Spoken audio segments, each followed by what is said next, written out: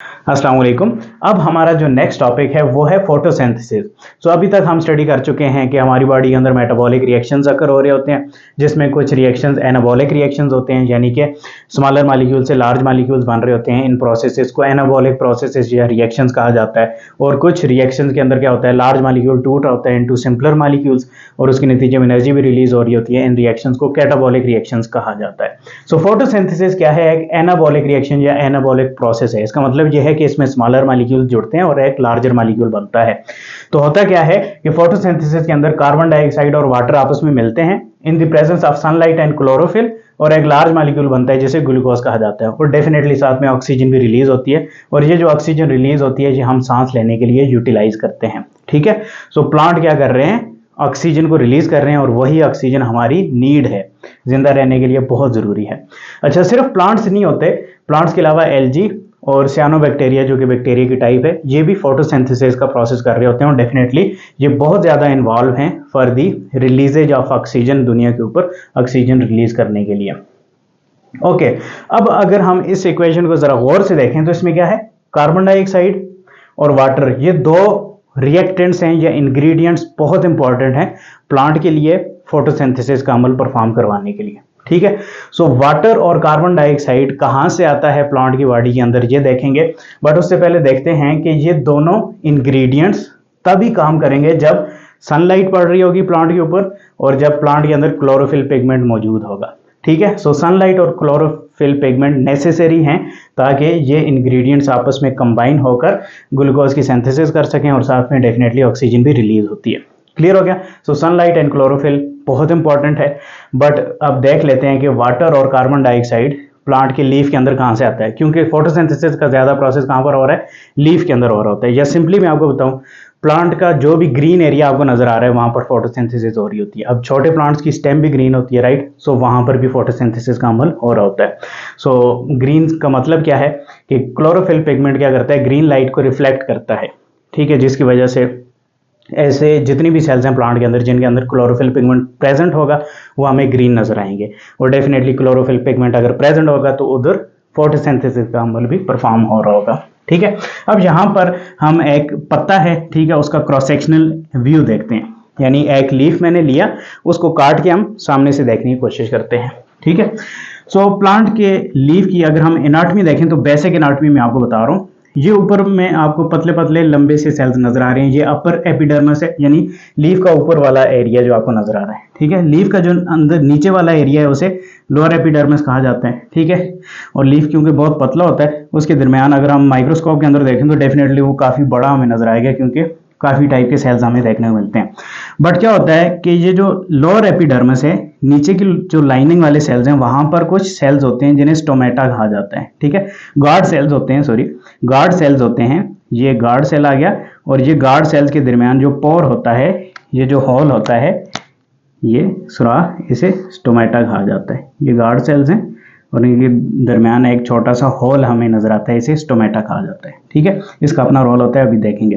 फिर यहाँ पर आपको ग्रीन कलर में सेल्स नजर आ रहे हैं। ग्रीन कलर में इनको ड्रा करने का मकसद ये है कि इनके अंदर क्लोरोफिल पिगमेंट या क्लोरोप्लास्ट प्रेजेंट होगा, यानी फोटोसिंथेसिस इन सेल्स के अंदर हो रही होती है। सो लीफ के अंदर जिन सेल्स के अंदर फोटोसिंथेसिस सबसे ज्यादा होती है उन्हें मीजोफिल सेल्स कहा जाता है। सो ये जितने भी सेल्स हैं आप सपोज कर लें कि ये मीजोफिल सेल्स हैं। इसके अलावा लीफ के अंदर कुछ वेन्स भी आई होती हैं, हम कह सकते हैं। ठीक है, इन वेन्स के अंदर हमें जाइलम और फ्लोएम की वेसल्स भी नजर आती हैं। और जाइलम आपको पता है क्या करता है, वाटर को कैरी करता है, और फ्लोएम क्या करता है, फूड की ट्रांसपोर्ट करता है। सो जाइलम वाटर की ट्रांसपोर्ट करता है, फ्लोएम फूड की ट्रांसपोर्ट करता है। तो यहाँ पर सबसे पहले हम वाटर को देखते हैं कि वाटर प्लांट की लीफ तक कैसे आता है, क्योंकि वाटर यहाँ पर होगा तभी फोटोसिंथेसिस का प्रोसेस अकर हो सकेगा। ठीक है, सो मैं आपको बताता हूँ, वाटर जमीन के अंदर होता है। ठीक है, जमीन के अंदर रूट्स होती हैं प्लांट की रूट्स के अंदर वाटर एंटर करता है और सीधा चला जाता है जाइलम वेसल के अंदर। यानी वेसल क्या है, ट्यूब सी है। ठीक है, ये वेसल लीफ तक गई होती है, यानी जड़ से ये पानी को लेकर पत्तों तक लेकर आती हैं। ये जाइलम वेसल आ गई। ठीक है, जाइलम में वाटर कैसे ट्रेवल करता है ये आपने पढ़ा भी है ऑलरेडी, अगर नहीं पढ़ा तो आप सर्च कर लें, मैंने इस पर वीडियोस बना रखी हैं। ठीक है, सो जाइलम के जरिए लीफ तक वाटर पहुंच चुका है रूट से। ठीक है, ऑस्मोसिस और हम कह सकते हैं कि वाटर की जो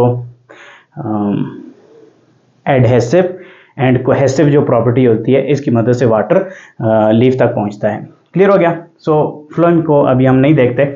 अब हम वाटर तो हमने देख लिया, जाइलम के जरिए लीफ तक आ चुका है। कार्बन डाइऑक्साइड क्योंकि एटमॉस्फेयर में होती है यानी हवा में मौजूद होती है, कार्बन डाइऑक्साइड क्या करती है, ये जो सुराख होल्स है जिसे स्टोमेटा कहा जाता है, इसके जरिए लीफ के अंदर एंटर होती है। यहाँ पर डेफिनेटली वाटर भी मौजूद होता है, वाटर में डिफ्यूज होती है और डिफ्यूज होकर सेल के अंदर चली जाती है, मीजोफेल सेल्स के अंदर चली जाती है।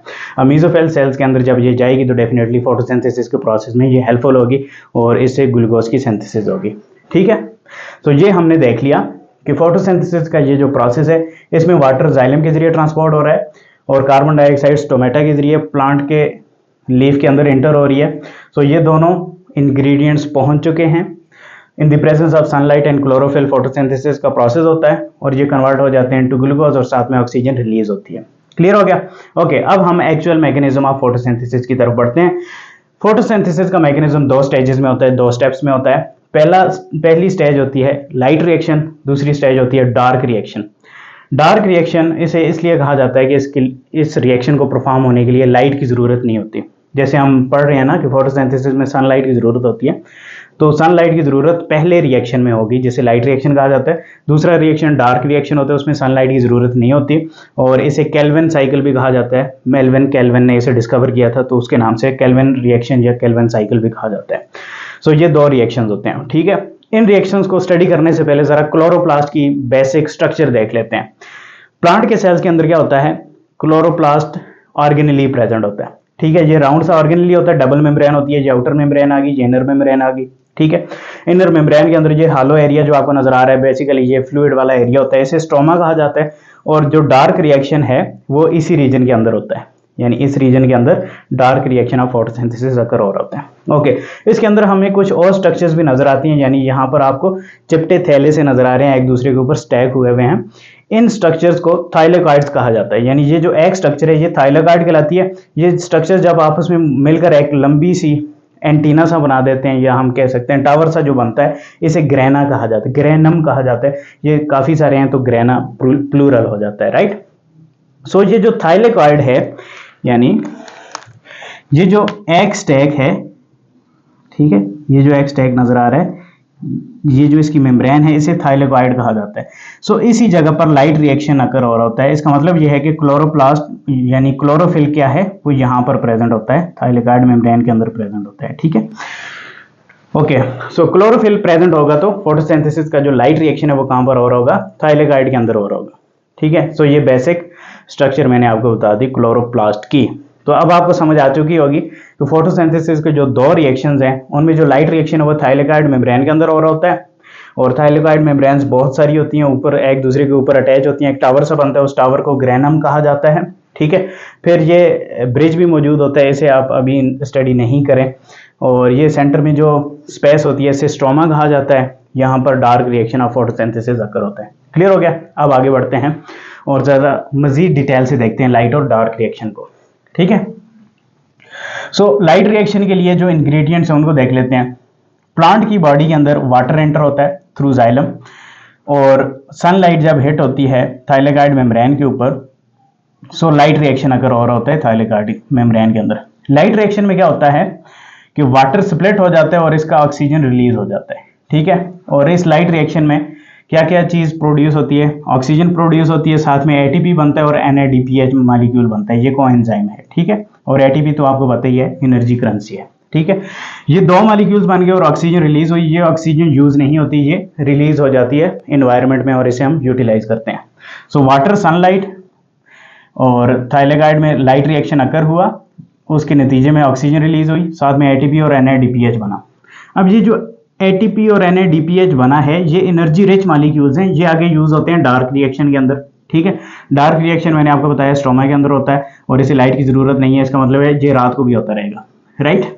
ओके, डार्क रिएक्शन में क्या होगा, कार्बन डाइऑक्साइड आएगी जो कि मेन इंग्रेडिएंट है फोटोसिंथेसिस का। कार्बन डाइऑक्साइड डार्क रिएक्शन में in the presence of ATP और NADPH, इनकी मौजूदगी में कन्वर्ट हो जाएगी इनटू शुगर या ग्लूकोज। ठीक है, और दोबारा से NADPH जो था वो NADP प्लस में कन्वर्ट हो जाएगा, और ATP जो था डेफिनेटली उसकी एनर्जी यूज हुई तो वो ADP प्लस इनऑर्गेनिक फॉस्फेट में कन्वर्ट हो जाएगा। अब इसे आप दोबारा गौर से देखिए, वाटर और कार्बन डाइऑक्साइड क्या हो रहे हैं, आपस में मिल रहे हैं in the presence of sunlight. और ये प्रोसेस कहां पर हो रहा है, क्लोरोफिल के अंदर, क्लोरोप्लास्ट के अंदर हो रहा है, क्लोरोफिल की मौजूदगी में, राइट। सो सनलाइट और क्लोरोफिल की प्रेजेंस में वाटर और कार्बन डाइऑक्साइड आपस में रिएक्ट करते हैं और प्रोडक्ट के तौर पर हमें ग्लूकोज देखने को मिलता है और ऑक्सीजन रिलीज होती हुई नजर आती है।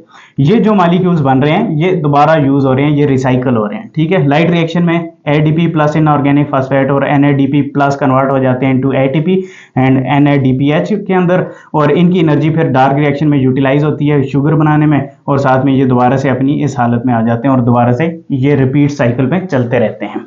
क्लियर हो गया। अब जरा मजीद लाइट रिएक्शन को डिटेल में देखते हैं, ठीक है। लाइट रिएक्शन को जरा मजीद देख लेते हैं कि ये प्रोसेस एक्चुअल में कैसे अकर हो रहा है। सो लाइट रिएक्शन में क्लोरोफिल मॉलिक्यूल्स होते हैं, ठीक है। हम कह सकते हैं ये क्लोरोफिल मॉलिक्यूल है। क्लोरोफिल मॉलिक्यूल के अंदर 2 इलेक्ट्रॉन्स मौजूद हैं। लाइट जब क्लोरोफिल मॉलिक्यूल पर हिट की तो ये इलेक्ट्रॉन्स एक्साइट हुए, यानी इलेक्ट्रॉन्स में एनर्जी आ गई। एक्साइट हुए तो ये क्लोरोफिल मॉलिक्यूल से निकलकर ऊपर चले गए, ठीक है। जब ये इलेक्ट्रॉन निकले तो यहां पर इलेक्ट्रॉन की डेफिशिएंसी होगी।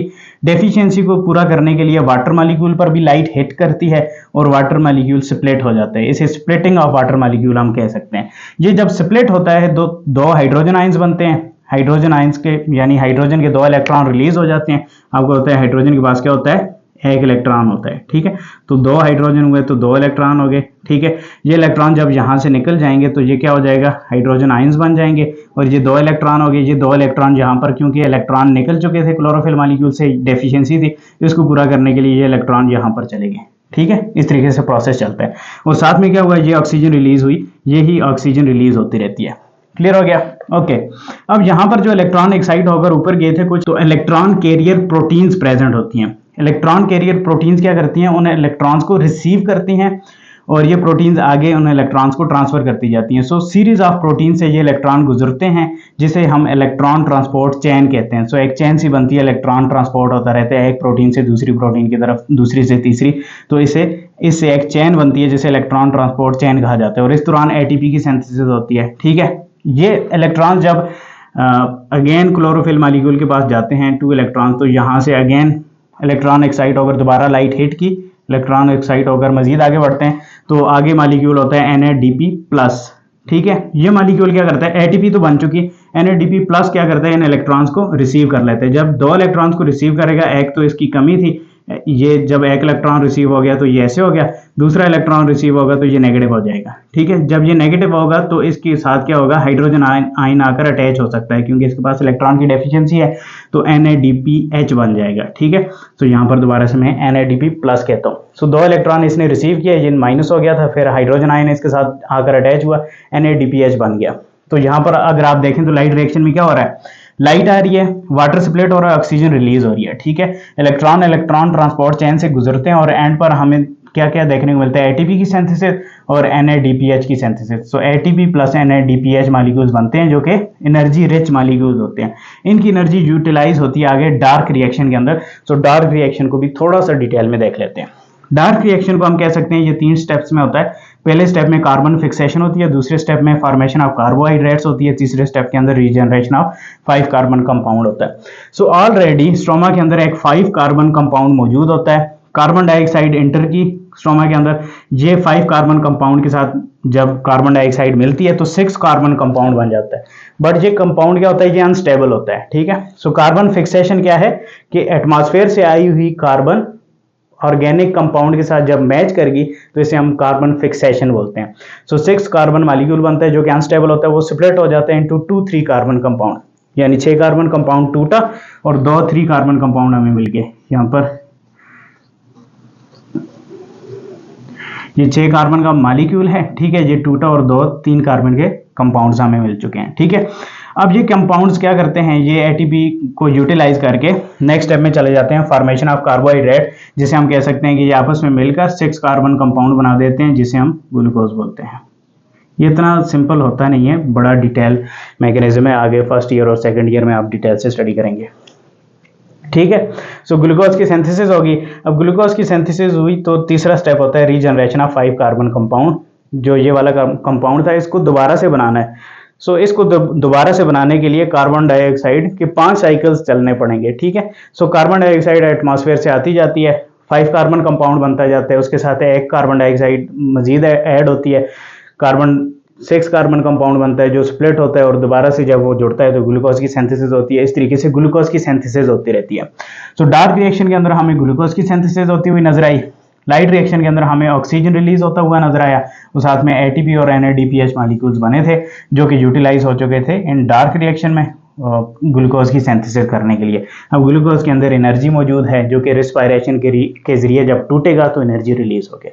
यहाँ पर कुछ और टर्मिनोलॉजीज हैं वो भी आपकी बुक के अंदर यूज हुई हैं, उन्हें भी देख लेते हैं।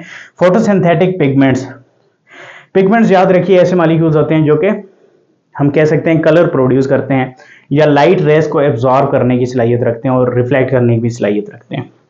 अब प्लांट्स के अंदर जो फोटोसिंथेटिक पिगमेंट्स होते हैं उनमें क्लोरोफिल ए होता है, क्लोरोफिल बी होता है, कैरोटेनॉइड्स होते हैं, ये पिगमेंट मॉलिक्यूल्स होते हैं और ये फोटोसिंथेसिस में इन्वॉल्व होते हैं, इसलिए इन्हें फोटोसिंथेटिक पिगमेंट्स कहा जाता है। ठीक है, क्लोरोफिल क्या कर रहा है, एनर्जी, लाइट एनर्जी को रिसीव करके इलेक्ट्रॉन को एक्साइट कर रहा है और रिलीज कर रहा है और उसके नतीजे में क्या हो रहा है, एनर्जी एटीपी में कन्वर्ट हो रही है और ग्लूकोज की सिंथेसिस, ये सारे प्रोसेसेस हो रहे हैं। और कैरोटेनॉइड जो एक्सेसरी पिगमेंट्स होते हैं यानी मजीद हेल्प करते हैं ये क्लोरोफिल को। ठीक है, ये आगे की क्लासेस में आप डिटेल से स्टडी करेंगे। अच्छा, ये जो फोटोसिंथेटिक पिगमेंट्स होते हैं ये अरेंज हुए होते हैं एक पैटर्न के अंदर, थाइलेकॉइड मेम्ब्रेन के अंदर, यानी इस मेम्ब्रेन के अंदर ये फोटोसिंथेटिक पिगमेंट्स यानी क्लोरोफिल और carotenoids, chlorophyll A, chlorophyll B, एक ऑर्गेनाइज पैटर्न में अरेंज हुए होते हैं जिसे फोटोसिस्टम कहा जाता है, यानी एक सिस्टम में अरेंज हुए होते हैं जिसे फोटोसिस्टम कहा जाता है। फोटोसिस्टम दो किस्म के होते हैं, फोटोसिस्टम 1 एंड फोटोसिस्टम 2।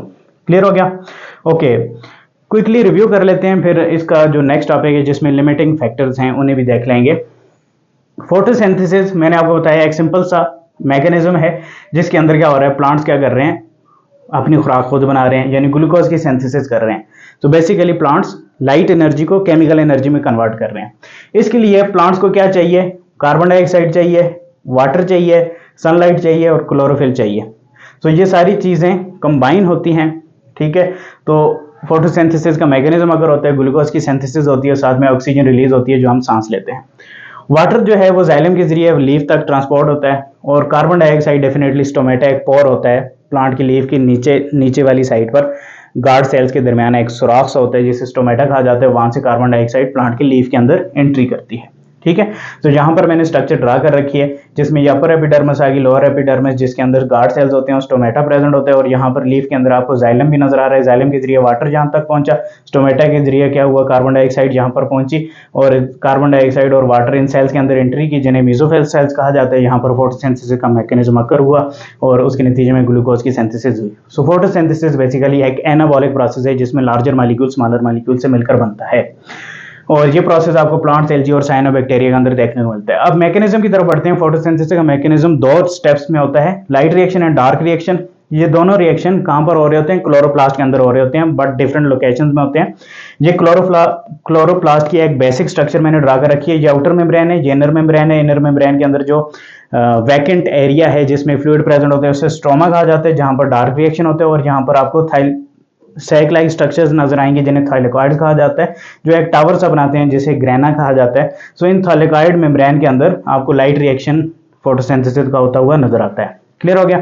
अब जरा लाइट रिएक्शन और डार्क रिएक्शन को जरा मजीद डिटेल में देखते हैं, जिसमें है कि यह है कि सनलाइट और वाटर,